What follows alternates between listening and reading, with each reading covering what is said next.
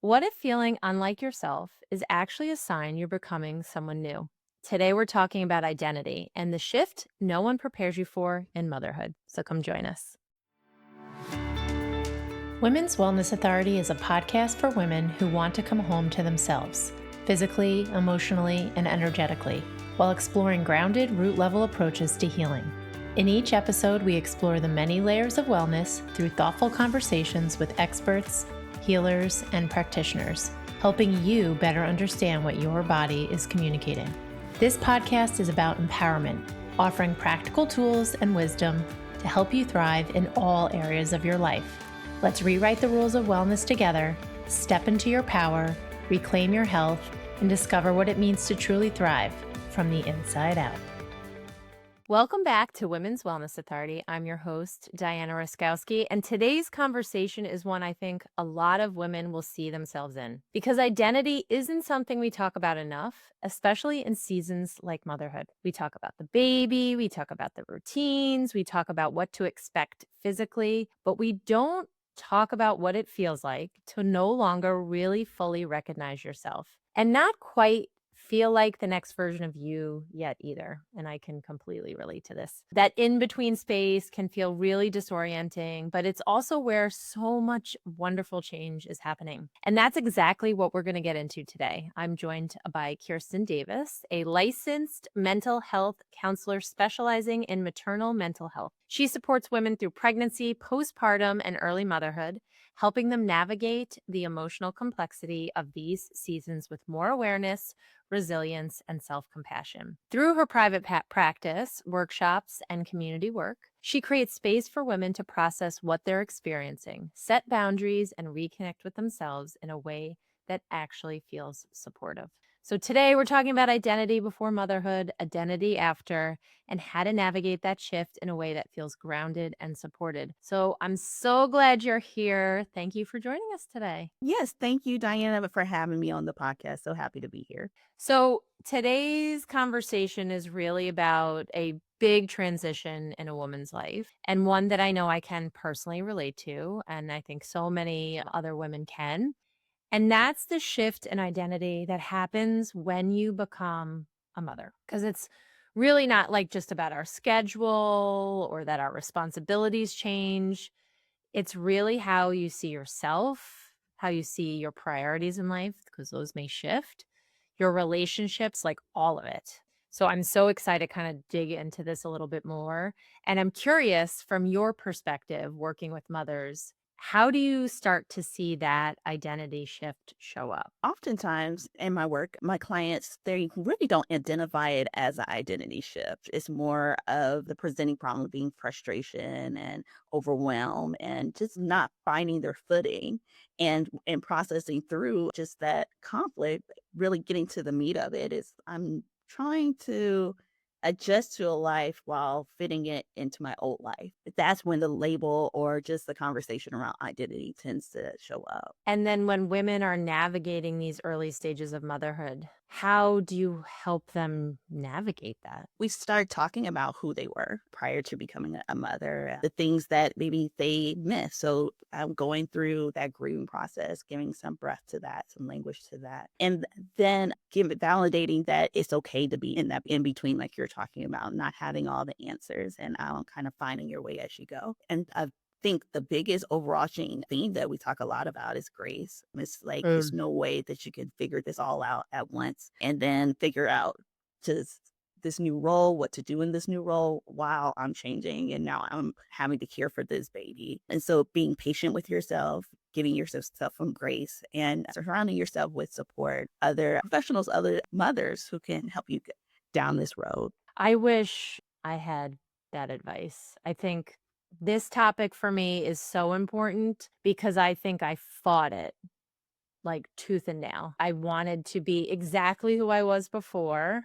I wanted to prove to myself and to my husband, not that he needed me to prove it to him, and to like everyone around me that nothing changed because I had a kid. Like I still wanted to climb that corporate ladder. I still wanted to be the best mom and the wife and have the house and do all the things. And Just insert motherhood. yeah, as if Uh-huh. like motherhood was just like, oh, well, like I wasn't at work for like 3.5 months or so, and I'm back and ready to go. Mhm, mhm, like, And I you think I didn't was skip a just beat, and that's, like, yeah, unrealistic. and I think I was so adamant about that, that I wasn't processing that I was gonna change and allowing that to be okay and giving myself grace. And I think all that mindset and being so stuck and having and feeling like I have to prove something is, like, what started my postpartum because I put so much pressure on myself, and that's kind of like my next question. I know I put pressure on myself, but I also feel like there's this societal pressure to do it all and do it all with a smile on your face and as if nothing is bothering you, and that you can still continue to show up the same way you did in all areas of your life. So, I'm just curious from your perspective, is it realistic for women to feel like this, that they can be everything and do it all? There's not a lot of conversations that are saying that, yeah, you might not be able to do all the things that you used to do, and like I said, sprinkle in a little motherhood. That's something that we maybe underestimate or so caught up in the circumstances of we're having a new baby, we have this life change. And so these conversations that prepare women for this drastic change, this unexpected change, don't really happen. And so it's kind of we're learning on the fly, like, oh, Mhm. I thought I could do X, Y, and Z the way that I used to, and insert growing a baby, birthing a baby, feeding a baby, all the things that come with the baby. And it's not that, I guess, those conversations that are kind of getting us thinking in that way.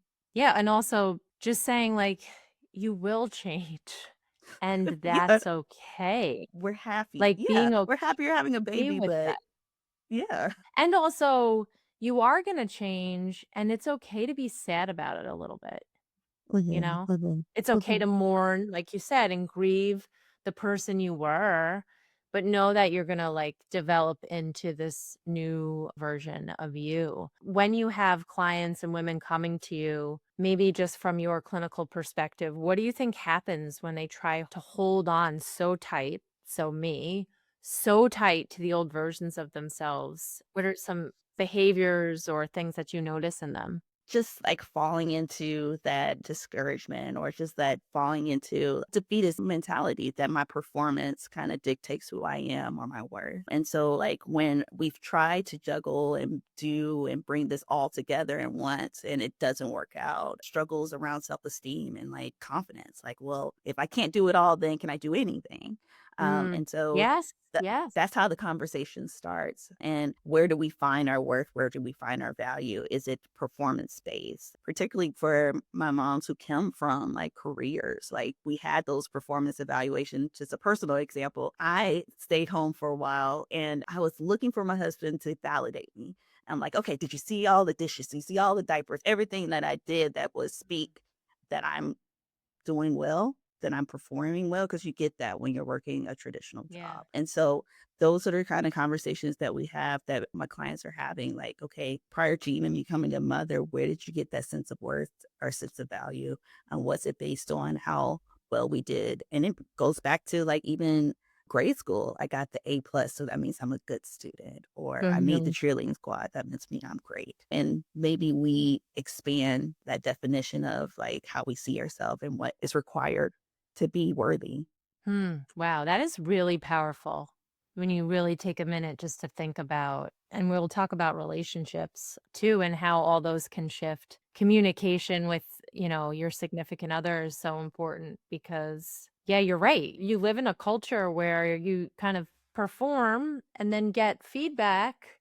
And then now you're in this new role. Most women are home alone with their babies, right? Until Mhm. their significant others come home or they're caring for multiple kids. And you don't get that adult interaction like maybe you did when you were at work. That was hard Mhm. for me too. It felt super Yeah. isolating. You kind of almost want them to say, like, house looks great, or it's okay if it Give me that doesn't. gold star. How do I know I did Yeah, good? and that's so superficial, but you're right, like, we've been sort of conditioned to needing that sort of gratification, and so maybe communication with your partner about, like, "I need that," or "I need you Mhm. to notice," or just because it makes me feel validated, I'm just, like, Communication's always, like, the key to everything, but I find it difficult when you're, like, in it and you're not sure exactly how you're feeling yourself. Yeah, How do yeah. you effectively, like, communicate it to others, you know? Right. And then not communicate it in a way that the listener feels on the defense. Like, oh, you don't think that I appreciate, or you don't think I Yeah. see. Yeah, it can be all messy. And then like we're saying, like as you're transitioning or understanding this shift, like you have to understand it for yourself before you can communicate it. So like in the Yeah. mix of all of that, now I'm going to tell you, it can be very messy. So one thing that we spoke about when we were preparing for this call was about relationships, and I thought it was such an important sort of like exclamation point to a sentence. You talked about how it's good to be aware that there can be shifts in relationships, and there will be during this time in your life. And so how do you see this identity shift to start to affect relationships with, say, a spouse or a family member or friends, or then maybe even let's talk about the relationship you have with your own self? Multi-layered, but yeah. Definitely make sure I hit all of them. Yeah. Let's maybe start with the spouse, the significant other. And so we're talking about this identity change or shift.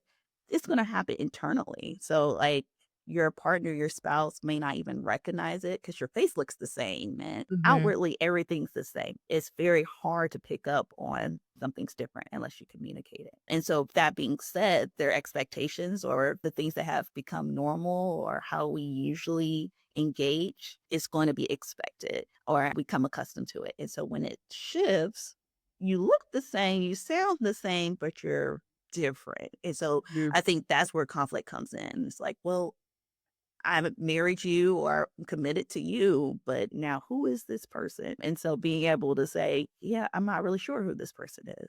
And please be patient with me as I find her or understand her. Yeah, I think particularly when it comes to, those romantic relationships, like you said, that communication that something is happening, but I'm trying to figure out what it is. So be patient with me, support me in this. When we're talking about children, particularly like pregnant, postpartum, yeah, we don't have the energy, we don't have the capacity. And so being able to explain that too in an age appropriate way to children. And I've seen this before and I've done it personally, like children's books, Mommy's Changing, or What to Expect When You Become a Big Brother, Big Sister. It's ways to make them aware that I'm still present, I'm still here for you, but I'm a little different. And so the whole system is going to be Yeah. affected in a way. I just want to say, like, one point you mentioned when we were talking about, your significant other, your spouse. You just said something that was really interesting, which is I look the same, but I don't feel the same, right? But in the prep call, you had said the spouse feels the same exact way.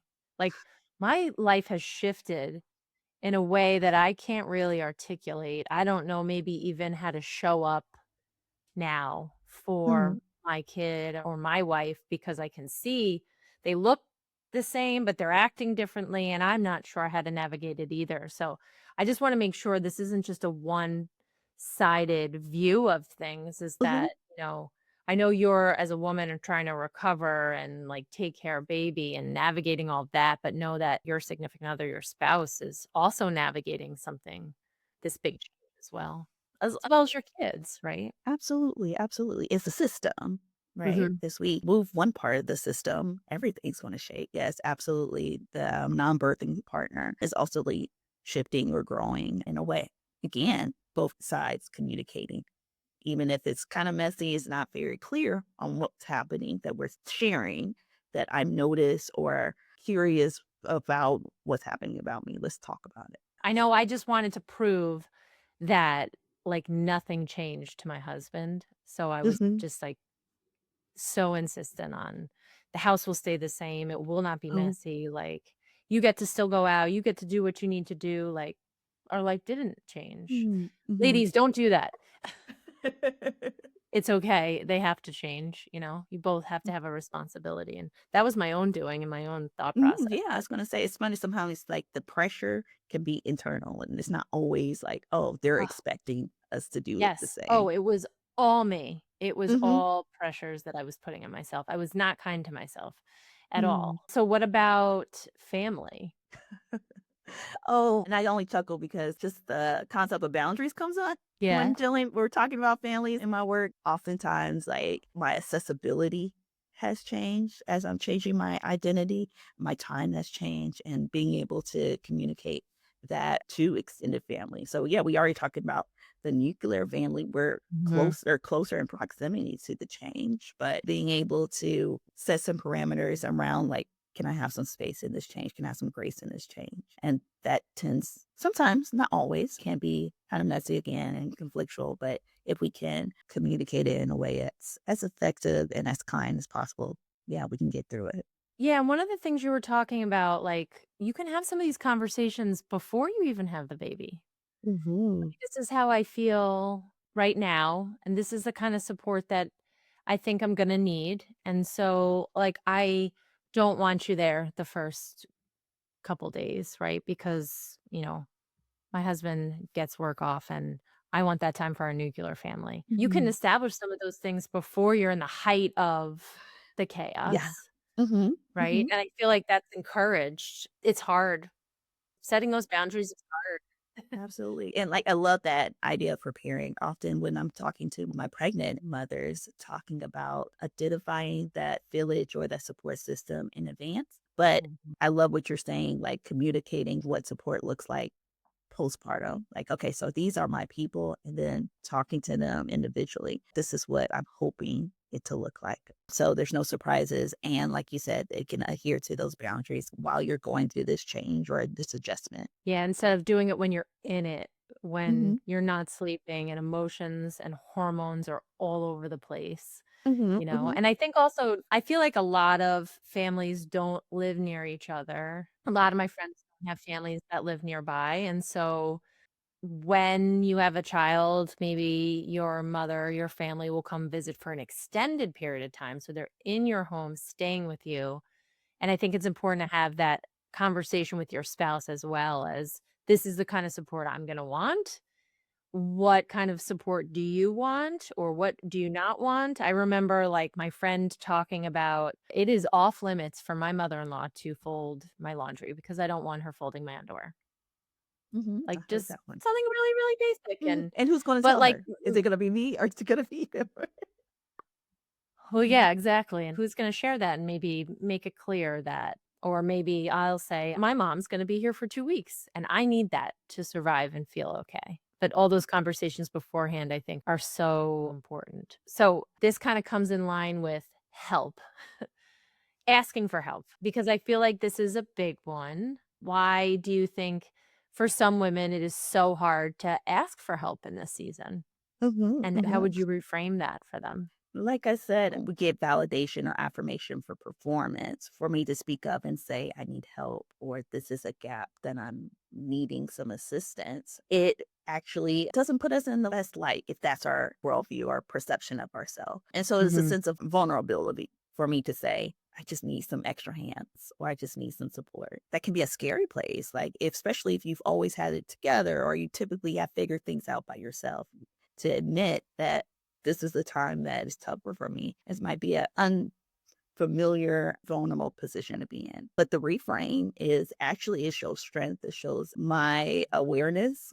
Yeah, like I am aware that I need some assistance. I need help. And it shows that I am like cognizant of my resources, that I have that ability to reach out. And then when we're talking about caring for children, ultimately it's going to serve them well for a mom to have that additional support. So all around is wise. Yeah, I love what you said. Like, asking for help is not a weakness, it's a strength. And actually, I learned that after many, many, many years of insisting I had to do it all myself at my work, I Mm, realized, like, and it was very hard skill for me to build, to delegate and to ask, because I did think that meant I couldn't do it. And I knew I could yeah. do it. And, like, yeah, Hmm. you can fold your own laundry, and, yeah, you can, like, cook the dinner, or you can do whatever it is that you're thinking of in your mind as you're listening right now, but you don't have to do it alone, Yeah. and Yeah. it is okay to be taken care of, and I wish I would've allowed more of it Mhm, mhm. Yeah, during that and could I do it better with help? Like, could I barely cross the finish line trying to do it all myself? Yeah. Or can I use my team, my supportive system to Yeah, help and us? imagine if you did do that And then you're taking care of yourself in that way. And then by taking care of yourself can take better care of those around you. And so it's like a give and a take, I think, of asking for help and getting nurtured.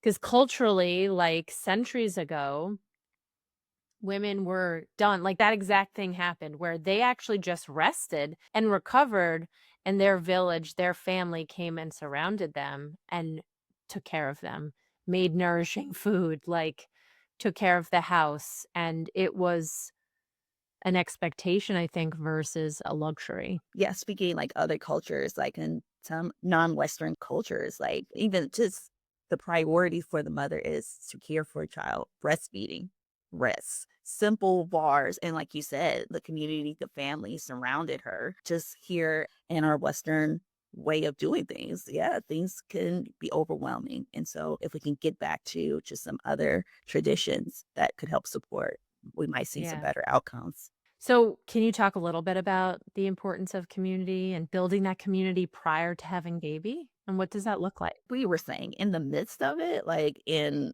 after you have the baby and the everything starts going, it's hard to, identify everyone. And so when I do get a chance to work with pregnant mothers, often I'm seeing mothers on that back end. But when they do come in on the front end, we write out a list. Okay, who are potential supporters? Let's just start with our nuclear family. Let's extend from there.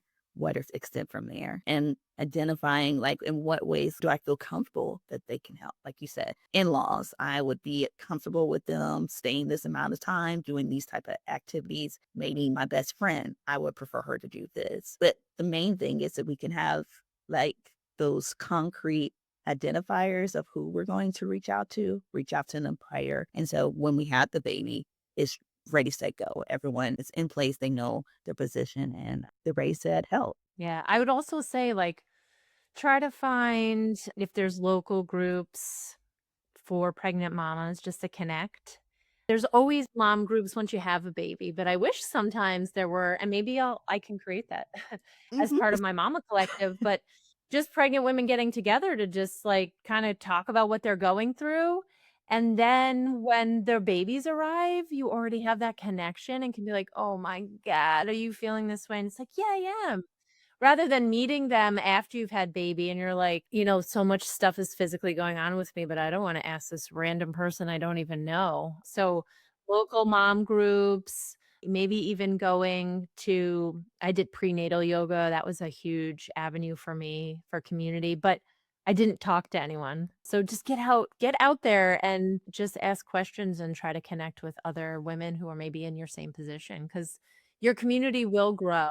Yeah, it will grow when you have a baby, and that's, like, the beauty of that next stage of life too, and the "it takes a village" term, I absolutely love because I do think it's so important, and when I moved into this community here in Wiley in South Carolina, I felt like I had a village of people who barely knew me, but showed up and asked, checked on me. And these my kids, by the way, are like at this point, like 7 and Mhm. 4, and now they're 10 and 7, but showed up and just said, or somebody would email and text a group of 10 people and say, I'm running late from an appointment or work. Can somebody grab my kids off the bus? Those things are so important to survival, and again, it's not a sign of weakness, it's a sign of, like I am, like, happy to help anybody that's ever stuck in a situation, and not because I want them to feel guilty, I want them to feel loved and supported and know, like, "I've got you, because one day you're gonna get me too," you know? Yes, yes. And no, we talked about seasons before, but before this call, but that is something that comes to mind also. Like in this season, I am receiving, but in the next season, I will be giving. Oftentimes, when I'm working with mothers, like they've been accustomed to giving, but being open your hands to receive during this time. Speak up. Maybe there are ways to receive support that we haven't considered, but because we haven't opened our hands in a sense to receive, we could. That's beautiful. I'll say one idea that I absolutely love, so, like, obviously, everybody does baby showers, right? Mhm. And they're great and they're wonderful because you get this stuff. But what if you did a shower where you had the people that you love the most come over and they help you prepare for Mhm. baby, like help you clean your house, help you set up your nursery, like cook meals The all cook the meals. together. And I just like, I needed yeah. And I that. just even, I think about that in my head. Like, just think about the feeling you get, right? When maybe you're in your kitchen surrounded by the people you love, making food for you to thrive, once baby Yeah, the comes. visual How, to see this is my village yeah, moving like to how support me. I almost get choked up thinking about like how powerful that is because that's unspoken love and support to the Mhm. people you love. And you guys are all still spending time together, right? But what a beautiful way to come and build that community and support a mom. So, anyone listening, moms, grandmas, friends, that might be a great alternative to having a big baby shower. I like love organization. And I was just at my daughter's, her teacher's having a baby, and she got so much wonderful stuff. And I was like, oh my God, I would die to come to that nursery and just like help you set it all Set up it because up. it's Yeah. some people And hate just go that. home with the stuff and now I gotta assemble it. But Yeah. help me. Yes. And then I would say when we're talking about the system or supportive way, supportive people, like we were saying, use that help. And sometimes like as our support around our mothers, we wait to be asked, but sometimes just jump in. Like you see a need and ask if you can meet the need, which is personal experience. I just gave birth to my daughter, and close friend, godmother of my child came in. I'm like, oh, come on, see the baby. She held the baby for me 2 minutes, and she just went to work. She was washing dishes. She was sweeping the floor. She just saw a need and just jump in. And so sometimes when our mothers are maybe are not ready to ask for help or don't realize they need the help, but we see there are ways that we can help. Yeah, just take that Mhm. initiative. I'm sure it'll be appreciated. And of course, the boundary thing, but be sensitive to that. But jump in. Yeah. I know. I remember when my best friend had her first baby. I did something similar. 'Cause, you don't want to like be offensive and be like, I'm going to help you clean because your house is a mess. It's just like, I No. know what you're going through right now. And like, I'm going to take care of you for a second. Right. Because everybody, hmm once baby arrives, it's all about baby. Right. And it's really not like, hmm it's like, oh, how you feeling? Oh, good. And give me the baby. Right. And Good. you're like, yeah, you're like, actually, and they're like, oh, you're doing great. So, oh, baby's so cute. And then you're like, well, you're kind of like left hanging. And so, yeah, I think sometimes respectively, you just kind of intervene and say, hey, like friend, I'm going to just take care of you. You sit there for an hour while I do your dishes or sweep or vacuum or do whatever. And then friend, accept it Accept because it. they love you, Yeah. not don't feel guilty about it. Okay. I want to talk about returning to old roles. I know we're talking about identity. And by that, I mean like if you're on maternity leave and then you're returning to work, or maybe you were working before and now you're a full time stay at home mom. I feel like a lot of women experience stepping back into a version where they were their old selves or was like their old life, but they're this different person now. And so, how do hmm you advise women on how to best navigate that when they don't feel like the same person anymore, like they have this different life now? How do you navigate? What kind of advice do you give? Maybe we'll start with like the stay-at-home mom or the working mom, whatever you prefer. Definitely want to jump in or speak on the stay at home mom because I think sometimes their work is not given the applause or the praise or the Mhm. recognition for what it is. For instance, when you meet someone, you'll ask, what do you do? They'll say, oh, I'm a dentist or I'm a teacher or X, Y, and Z. And then if you're the stay at home mom, it's very tempted to just say, oh, I'm just a stay at home mom. It's the minimizing of what it is. And so Mhm. that your work is just as valuable. And so being able to communicate that, yeah, I get the privilege of shaping society because I'm rearing these beautiful children. I mean, you don't have to be as extra as I might be, but being able to speak to like I am doing something powerful that may not be, the traditional career, but this matters. Your role as a stay-at-home mom is still as valuable as the next career or the other traditional careers and take pride in that. My next point was being okay with that adjustment, like to go from the regular or traditional 9 to 5 to the constant, the on the clock all the time Mhm. lifestyle of the stay at home mom and not having down your routines or not like fully found your footing that it's okay and giving yourself just that grace is where I would start that conversation with my moms that work from home. or work at home. I think like the takeaway here is just be kind to yourself. Really, right? It's just like it's okay. And you keep saying seasons. I think one thing that you mentioned when we were prepping for this call, and something that I was told, because when you're in it, you feel like it's never going to end. I remember I felt that way, right? But it is just a season and it is temporary. And you will eventually get more sleep, and you and baby will like coexist, and you are trying to learn how to be a new mom at the same time that that baby's trying to learn how to live, right? Like Yeah, in this they were big like in a world. Yep. cute little home and now they're out like ah. So it's like everybody's experiencing something different, and I think that your words, just be kind to yourself, and it is a season, and like in all different parts of life, some of the stuff is temporary. Most of it is. And you need different things for different seasons. Like if it's summer, you're not going to need that big winter coat. Back to our point earlier, trying to fit previous life to current life, it doesn't mix. And so accepting the season that you're in, the challenges and the joys of it. And that is the beautiful thing of motherhood, that it changes and it flows and it's a journey. The more you resist, that more difficult it will be. Yeah, because two things can be true, right? You could be really happy, but you could also be sad Hmm. Hmm. and mad some days. Like, ugh, Or grateful, but then grieving.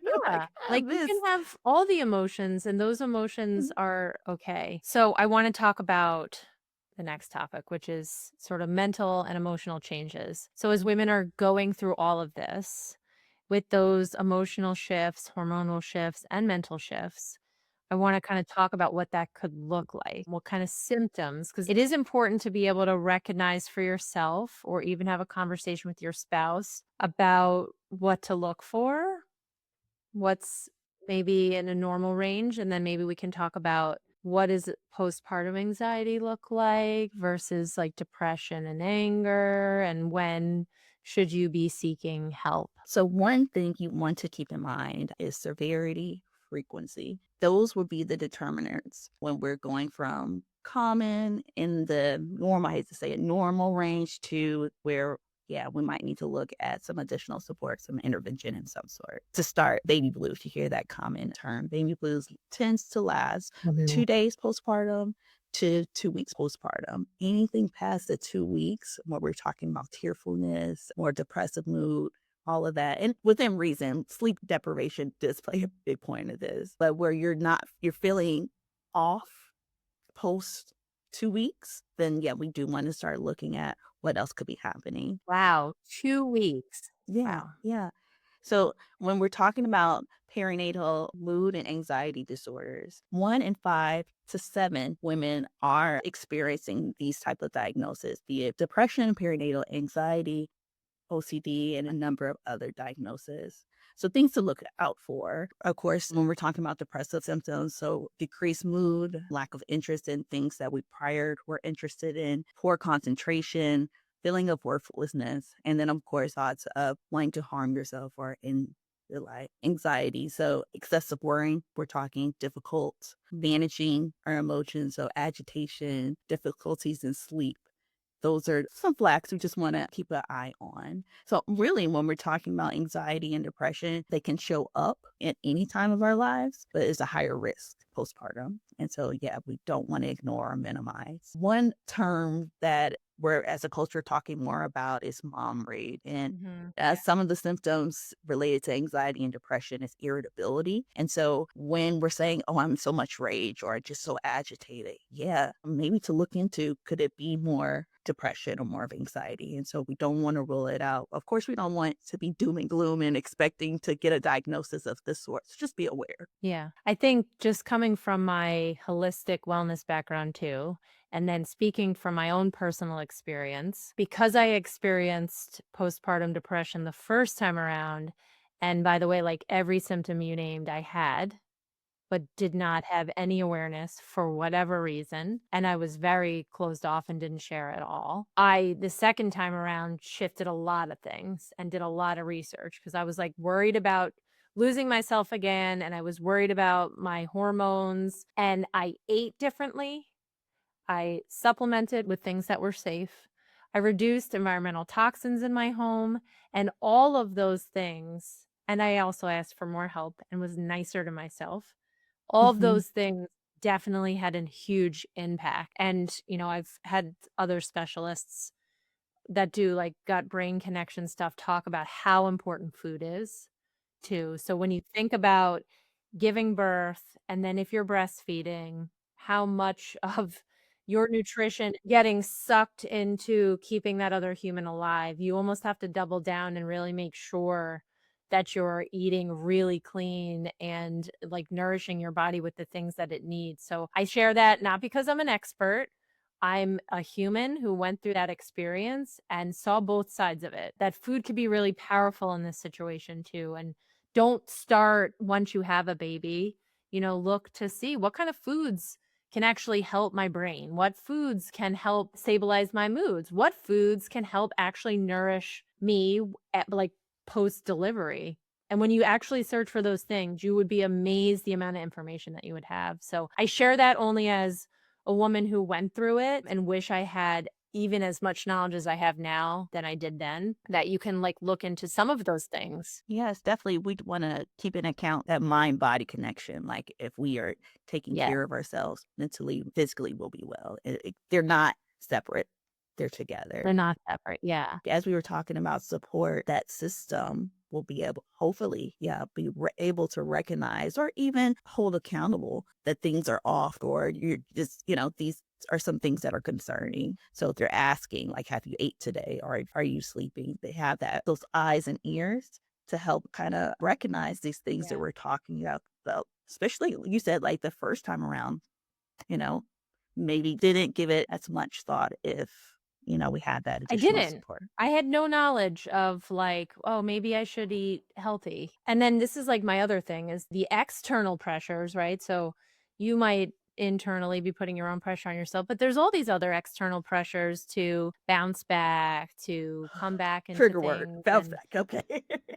yeah, I know. Ooh, I hate that. I hate it. And then you have social media which glorifies it, right? And makes it Mhm. all look like motherhood is roses and rainbows and it's not. And so what kind of advice do you give women there? Like when you're seeing all these things externally and this pressure to like look perfect and be perfect with that internal pressure, what kind of advice do you give? Yeah, I would say definitely monitor your social media, your media input, I would say, or just how much you're taking in. Oftentimes, we're not looking to compare ourselves to these images. We just kind of fall into it. We're just looking up Yeah. information on maybe how to hacks on lunches or how the best plan a vacation. And then you're presented with this image and then it doesn't mirror what you see in the mirror. And so it's nothing spoken. No one's saying, oh, you're not measuring up. But because we are presented with this perfected image, it's easy to fall into that comparison. And so Yeah. one, I would say I'll just be cognizant of like how much exposure.